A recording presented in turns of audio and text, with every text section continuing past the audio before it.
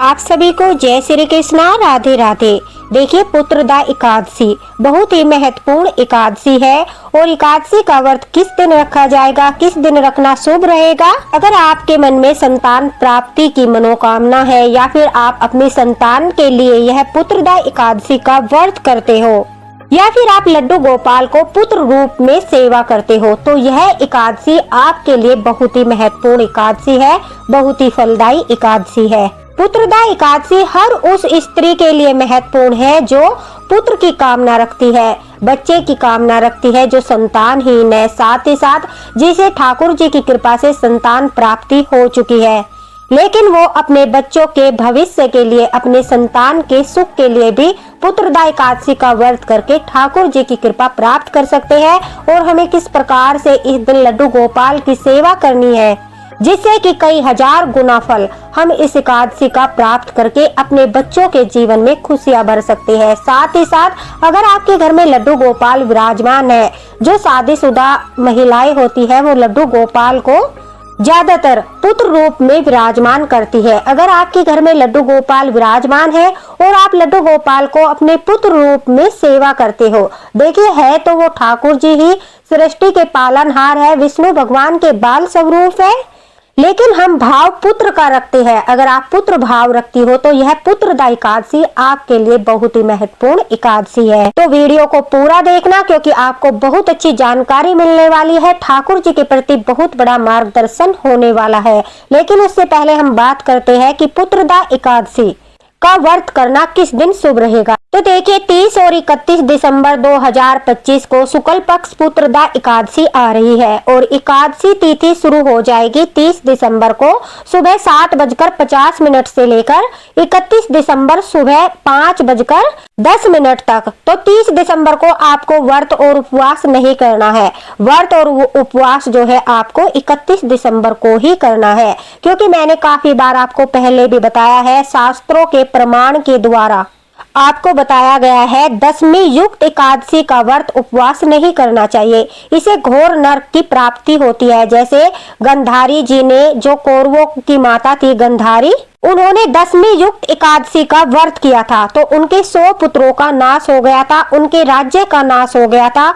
इतने घोर पाप लगते हैं कि आप कल्पना भी नहीं कर सकते। इसलिए दशमी युक्त एकादशी का आपको भूलकर भी व्रत नहीं करना चाहिए। और 30 दिसंबर को दशमी युक्त एकादशी है, इसलिए हम एकादशी का व्रत उद्या तिथि में पड़ने वाली एकादशी यानी 31 दिसंबर को हम एकादशी का व्रत करेंगे। लेकिन आपको जो है 30 दिसंबर को भी चावल नहीं खाना है। चावल क्यों नहीं खाना चाहिए यह हम सब जानते हैं कि एकादशी के दिन चावल खाना निषेध होता है। ठाकुर जी को भी आपको जो है 30 दिसंबर को चावल का भोग नहीं लगाना है, न ही दाल चावल का, न खिचड़ी का, मतलब चावल को आपको प्रयोग ही नहीं करना है। 31 दिसंबर को हम व्रत रखेंगे तो उस दिन भी जो है चावल का सेवन वर्जित है। उस दिन भी हमें चावल का सेवन न ही करना है, न ही ठाकुर जी को भोग लगाना है। पूजा में भी हम अक्षत डालते हैं, जैसे चावल इस्तेमाल करते हैं दिया, खंड दिया लगाने में, कलश स्थापना करने में, तो उसकी जगह हमें तिल का इस्तेमाल करना है, काले तिल का, हमें चावल का इस्तेमाल नहीं करना है। दूसरा देखिए, इस दिन स्वार्थ सिद्धि योग बन रहा है। जो लोग ज्योतिषी शास्त्र जानते हैं वो लोग इस बात को समझते हैं और उन्हें अच्छे से पता है कि यह स्वार्थ सिद्धि योग जो होता है बहुत ही ज्यादा दुर्लभ योग माना जाता है। स्वार्थ सिद्धि योग यानी इसके अंदर हम जो भी कार्य करते हैं समस्त कार्य हमारे सिद्ध होते हैं, चाहे वो नाम जाप हो या कुछ भी हो। इसमें आप जो भी आप मनोकामना करते हो ठाकुर जी से वो आपकी अवश्य ही पूरी होती है। एकादशी के महिमा के बारे में तो हम जानते ही है। यह शुक्ल पक्ष वाली एकादशी है जिसे दक्षिण भारत में मुकुटी एकादशी के नाम से जाना जाता है और वहाँ के लोग इसे वैकुंठ एकादशी की तरह भी मानते हैं कि इस दिन वैकुंठ के द्वार खुले रहते हैं। जो भी भक्त जो है पुत्रदा एकादशी का व्रत करता है उसे सीधा वैकुंठ धाम प्राप्त होता है मरने के पश्चात। इस दिन जो है व्रत करने से, लड्डू गोपाल घर में विराजित है उनकी सेवा करने से हमें वैकुंठ धाम की प्राप्ति होती है। और दक्षिण भारत में भी, पुराणों में भी इस चीज का हमें वर्णन मिलता है और स्पष्ट रूप से बताया गया है। और हमारे शास्त्रों में भी साफ साफ लिखा है कि जब भगवान श्री कृष्ण से युधिष्ठिर पूछते हैं तो भगवान श्री कृष्ण ने भी स्वयं अपने मुख से इसे सर्व पाप हरा परा, यानी सभी पापों को हरने वाली सबसे श्रेष्ठ एकादशी माना गया है। उन्होंने यह स्वयं बताया है। इस दिन एकादशी का व्रत करने से संतानहीन को पुत्र की प्राप्ति होती है और जो भगवान की कृपा से संतान युक्त है, जिनकी संतान हो चुकी है, तो उनकी संतान दीर्घायु होती है, उनके सफलता के मार्ग खुलते हैं और सभी कामनाओं की पूर्ति होती है। इस एकादशी के अधिदेवता यानी अधिष्ठा देव जो है इस एकादशी के भगवान नारायण है। और हमारे घर में भगवान नारायण का बाल स्वरूप लड्डू गोपाल अगर विराजमान है तो यह आपका बहुत ही बड़ा सौभाग्य है। इस दिन आप लड्डू गोपाल का महाअभिषेक करके उन्हें स्नान कराकर जो है अगर जल ग्रहण करते हो, उनका चरणामृत ग्रहण करते हो, आपके जो संतान है, पुत्र है, पुत्री है, जो भी संतान है, क्योंकि आजकल पुत्र और पुत्री दोनों ही समान है, अगर अपने बच्चों को आप उनका स्नान जल पिलाते हो तो आपको भगवान विष्णु का आशीर्वाद प्राप्त होता है, लड्डू गोपाल का आशीर्वाद प्राप्त होता है।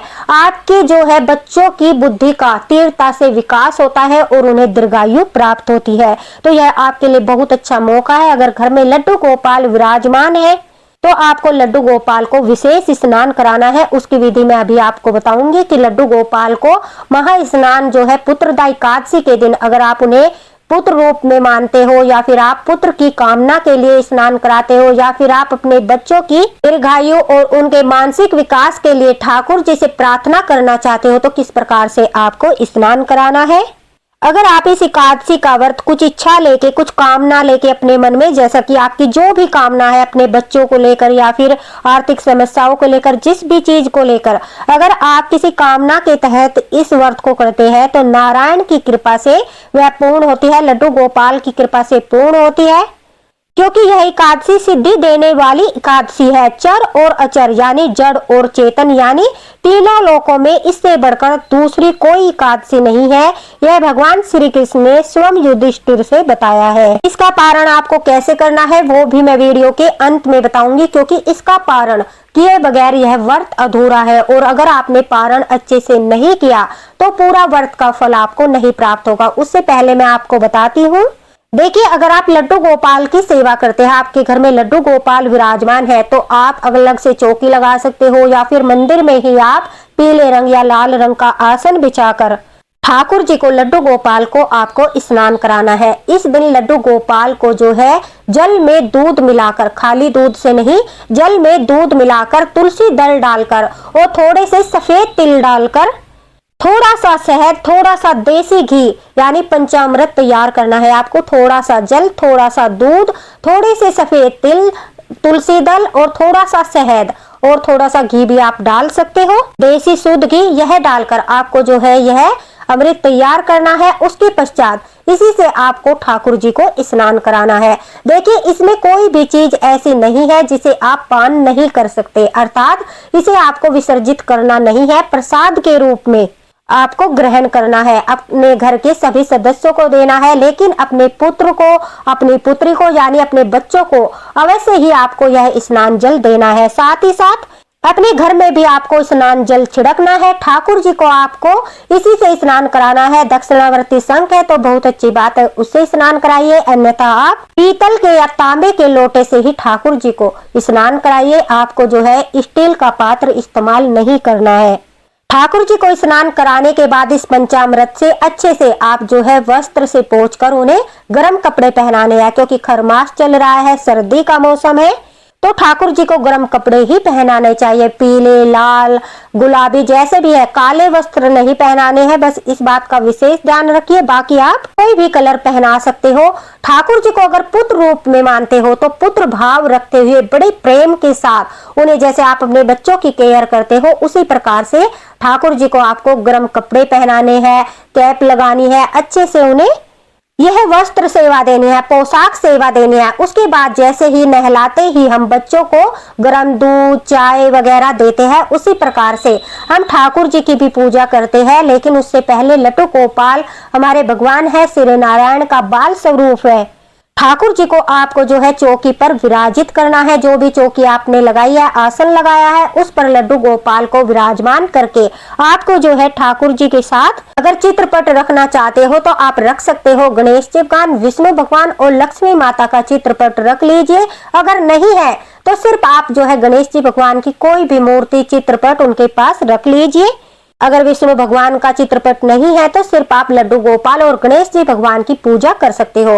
अगर लड्डू गोपाल नहीं है फिर भी आप पुत्रदा एकादशी का व्रत करना चाहते हो तो उसके लिए आपको भगवान विष्णु का चित्रपट लेना अत्यंत अनिवार्य है। आप चौकी पर उनका जो है चित्रपट लगाइए और फिर पूरी पूजा विधि कीजिए। उसके लिए आपको जो है तिल से आसन देना है। गणेश जी भगवान को भी, विष्णु भगवान को भी और ठाकुर जी को भी आपको तिल से आसन देना है। हर बार की तरह अगर कलश स्थापना करना चाहते हो तो आप कलश स्थापना कर सकते हो, नहीं तो आप जो है कलश भरकर रख दीजिए। उसके ऊपर आप नारियल रख सकते हो, दीप स्थापना कर सकते हो, अन्यथा कोई भी मौसमी फल आप रख सकते हो जैसे कि अमरूद, केला, सेब, जो भी आपके पास उपलब्ध है। कलश की स्थापना करने से क्या होता है, हमारे व्रत का एक तरह से संकल्प हो जाता है कि आज हम इस एकादशी का व्रत कर रहे हैं, इसलिए हम जो है अपने कलश की स्थापना कर रहे हैं। अगर आप अखंड दिया जलाना चाहते हो तो जैसा कि हमेशा मैं बताती हूँ, आप अखंड दिया जला लीजिए, उसके नीचे सात्विक बना लीजिए, फूल रख लीजिए।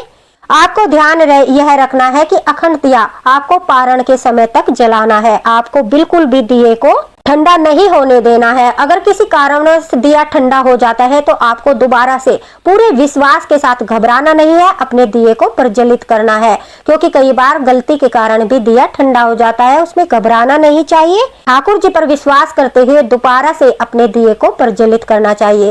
और एकादशी के व्रत का नियम जो है 10वीं तिथि से ही प्रारंभ हो जाता है, आप सभी जानते हो।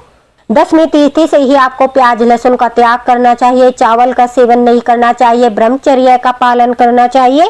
लेकिन अगर आप व्रत नहीं करते हो तो फिर भी आपको शुद्ध सात्विक भोजन ही करना है, 10वीं के दिन भी और जो है एकादशी के दिन भी। अच्छा होगा कि आप प्याज लहसुन वगैरह का तामसिक चीजों का सेवन न करें। देखिए अब बारी आती है अखंड दिया लगाने के बाद, दीपक लगाने के बाद, धूप आरती करने के बाद ठाकुर जी को तो हम पोशाक धारण कराते हैं, लेकिन फिर भी पूजा करते समय एक कलावा आप सभी को वस्त्र रूप में समर्पित कीजिए। उसके बाद जो ठाकुर जी के प्रिय भोग होते हैं, वैसे तो देखिए पुत्रदा एकादशी के दिन बड़े बड़े मंदिरों में 56 भोग लगाए जाते हैं, लेकिन हम गृहस्थ में रहते हैं और हर बार 56 भोग लगाना संभव नहीं हो पाता और 56 प्रकार की मिठाइयों का प्रबंध करना भी आसान नहीं होता। इसलिए हम ठाकुर जी को इस दिन उनके प्रिय सिर्फ 5 भोग ही लगाएंगे। देखिए ठंड का मौसम है, इसलिए ठाकुर जी को लड्डू का भोग तो अवश्य ही लगाया जाता है। इस दिन जो है गोंद के लड्डू का भोग लगाना चाहिए, तिल के लड्डू का भोग लगाना चाहिए जिसमें अन्न नहीं होता। साथ ही साथ नारियल के लड्डू का भोग भी आप लगा सकते हो। नारियल की मिठाई, तिल से बनी मिठाई का भोग भी हम ठाकुर जी को लगाते हैं,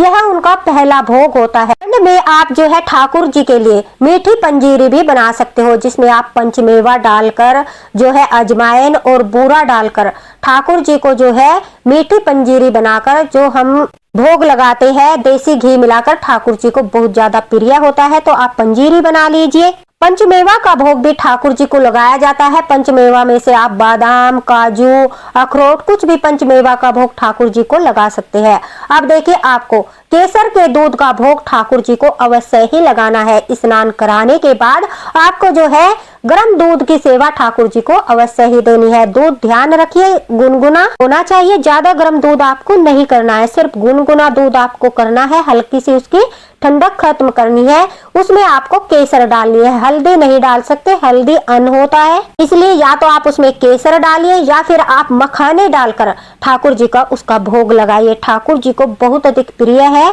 केसर का दूध। आप मखाने डालकर भी ठाकुर जी को मीठा करके तुलसी दल डालकर भोग लगा दीजिए।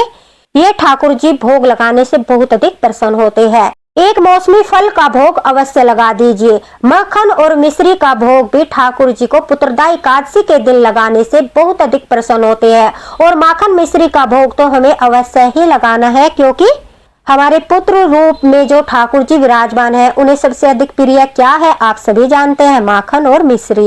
इसलिए माखन मिश्री का भोग तो सबसे पहले ठाकुर जी को हमें लगाना ही लगाना है। ठंड का मौसम है, इसलिए दही का भोग हम नहीं लगाएंगे और स्नान जल में भी आपको दही नहीं मिलानी है, इसलिए दही का भोग जो है स्किप करना है आपको। उसकी जगह आपको गर्म दूध का भोग लगाना है। ये 5 प्रिय भोग अगर आप ठाकुर जी को लगाते हो तो सच मानिए 56 भोग के बराबर ही यह भोग होते हैं। और इन 5 भोग से ठाकुर जी इतने प्रसन्न होते हैं कि प्रसन्न होकर वो आपको एकादशी का संपूर्ण फल प्रदान करते हैं, आपको आशीर्वाद देते हैं, आपके बच्चों को आशीर्वाद देते हैं। अगर आप पुत्र भाव से उनकी सेवा करते हो तो वो जागृत होकर पूरे वर्ष आपके घर पर कृपा बरसाते हैं। उसके पश्चात आप आरती पूजा कर लीजिए। हाथ में जो है तिल लेकर आपको एकादशी की व्रत कथा करनी है। जितने नाम जाप आप करना चाहते हो उतने नाम जाप करिए। संध्या के समय गोदिल मुहूर्त में तुलसी जी के सामने दीपक जलाकर आप परिक्रमा कर सकते हो, तुलसी पूजा कर सकते हो।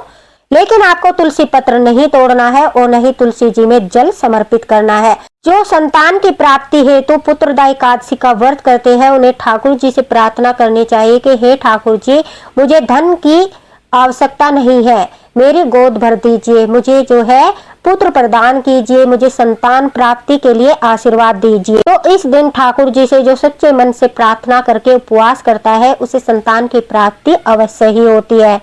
100% ठाकुर जी उसकी गोद अवश्य ही भरते हैं। लेकिन इस दिन आपको जो है पूरे श्रद्धा भाव के साथ ठाकुर जी का यह व्रत करना होगा। अपनी पूजा करने के पश्चात मैं आपको हर बार बताती हूँ क्योंकि इसमें ज्यादा देर भी नहीं लगती और इससे आपके पितरों की भी तृप्ति होती है। एक लोटे में काले तिल, गुड़ और थोड़ा सा गंगा जल डालकर दक्षिण दिशा की तरफ मुंह करके 1 लोटा जल अपने पितरों को भी समर्पित करना चाहिए। जैसा कि मैंने बताया इस दिन वैकुंठ के द्वार खुले रहते हैं, तो इस तरह से पितरों को तृप्त करने से, उन्हें 1 लोटा जल समर्पित करने से उनकी तृप्ति होती है और उन्हें भी वैकुंठ धाम की प्राप्ति होती है। घर से पितृ दोष दूर होते हैं और आपको पितरों का आशीर्वाद भी प्राप्त होता है। तो अपनी कथा समाप्त करने के बाद, सारी पूजा पाठ करने के पश्चात 1 लोटा जल में थोड़े से यह सामग्री डालकर जो भी मैंने आपको बताई है, तिल, गंगा जल और थोड़ा सा गुड़, आप पितरों को अवश्य ही समर्पित करें। क्योंकि हर एकादशी के दिन अगर आप 1 लोटा जल अपने पितरों को समर्पित करते हो तो समय समय पर उनकी तृप्ति होती है, उन्हें मोक्ष मिलता है, वो प्रसन्न होते हैं और प्रसन्न होकर आपको आशीर्वाद देते हैं। इस तरह से आपको जो है संध्या के समय अपने द्वार पर भी दीपक जलाना है, जिससे कि माता लक्ष्मी का आगमन आपके घर पर हो। द्वार पर माता लक्ष्मी दीपक देखकर आपके घर में प्रवेश करती है और घर में अखंड दिया जलता हुआ देखकर, संध्या का दिया जला हुआ देखकर, लड्डू गोपाल को विराजमान देखकर माता लक्ष्मी बहुत अधिक प्रसन्न होती है और सदा सदा के लिए ठाकुर जी के साथ आपके घर में निवास करती है। इसलिए संध्या के समय माता लक्ष्मी के स्वागत में 1 दीपक अवश्य ही जलाएं। इस तरह से अगर आप पूरे भाव से, सच्चे मन से पुत्रदायी एकादशी का व्रत करते हो तो आपको अवश्य ही ठाकुर जी का आशीर्वाद प्राप्त होता है। नेत्र की मालिश नहीं करते, चंदन नहीं लगाते क्योंकि ठंड का मौसम है, इसलिए गर्म देसी घी से विश्राम कराते समय, रात के समय आप हल्का सा जो है उनकी कमर पर, पीठ पर यानी और उनके पैरों में हल्का सा गर्म देसी घी से आप मालिश कर सकते हो, जिससे ठाकुर जी को आपका प्रेम भाव दिखेगा और वो और भी अधिक प्रसन्न हो जाएंगे। अब बारी आती है पारण की। देखिए, पारण के बगैर आपका एकादशी का व्रत अधूरा है। अगर आपने पारण के समय गलती कर दी तो सारे व्रत का फल विफल हो जाएगा। कि पुत्रदायी एकादशी के दिन जो पारण होता है उसका विशेष महत्व होता है खिचड़ी, यानी खिचड़ी से ही पारण किया जाता है, खिचड़ी का ही दान किया जा सकता है। यानी पुत्रदायी एकादशी का पारण आप जो है 1 तारीख को करेंगे, नए साल के दिन करेंगे और कितना शुभ दिन है। आपका एकादशी का व्रत भी पूर्ण हो रहा है, पारण हो रहा है और आपका ठाकुर जी के साथ वर्ष शुरू हो रहा है, यानी आपकी एकादशी का पारण है। तो आपको खिचड़ी बनानी है। खिचड़ी का भोग तुलसी दल डालकर ठाकुर जी को लगाना है। उसी भोग को जो है आपको प्रसाद के रूप में ग्रहण करना है।